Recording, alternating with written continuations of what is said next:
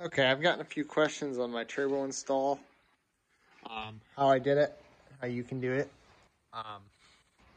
So as you can see, I went straight from the exhaust manifold and built a pipe that came around and up. You can buy all these flanges. This one I had to make homemade, the flange here. But this flange right here can be bought off of eBay. Same as I worry about the turbo. You can buy, this is a VZ21 turbo. You can buy those flanges for it, including this one and this one. You gotta weld your own tube onto it, but that's not too hard. So I ran the pipe down under here. I welded this support bracket down to where the muffler would originally have been supported. So it's got another support bracket right there. That helps from breaking this pipe right here, because without the support, you're probably gonna bust that pipe. And the oil drain, as you can see, comes directly out of the bottom of the turbo. And I drilled and tapped the valve cover and put a 90 with a little extension on it. And that's just the oil drain. Pretty simple. You want to take off the valve cover when you're drilling and tapping that though. I put some Teflon tape on it to keep the valve cover from leaking. And then coming out of the turbo, it's got a simple 180.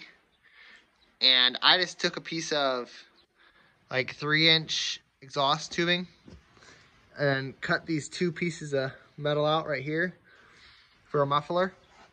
And I just slipped it over top the pipe and drilled a bunch of holes in that pipe where this goes over top. It silenced it quite a bit. It sounds really good. And then there's just another flange coming out, or another piece of bent pipe coming out of here. Right out the factory location. The oil feed, as you can see, I just ran it down to the other side. And then I put a 90 on the oil pressure sending unit. It seems to have enough oil pressure. I put a gauge on it. It has like 7 PSI at idle, which I think is kind of low, but evidently it's pretty common for these when it's hot. I've ran it like this for 400 hours. Engine doesn't have any blow by, nothing like that. So obviously it's fine. Still got plenty of oil pressure. Best thing to do is I found the John Deere oil filters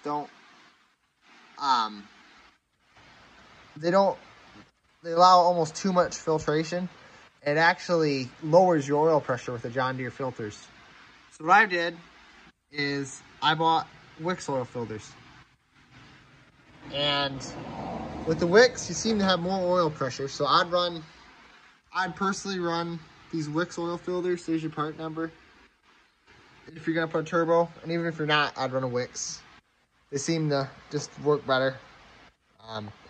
They're cheaper than the John Deere ones, and it's a better filter. I cranked up the fuel a little bit. I just took and I adjusted this solenoid for the on-off. If you adjust this in, you adjust this, you thread it into this block a little more, and it turns up the fuel. And I did that with the turbo. Obviously, just to give it a little more fuel for a little more power. It doesn't roll cold or anything, but it definitely helps. More air, more fuel equals more power. For the intake, I just took this is a radiator hose. I cut right here. Found another 90 off another radiator hose. Ran it directly into the intake. Simple. Air cleaners in the factory location. And then for the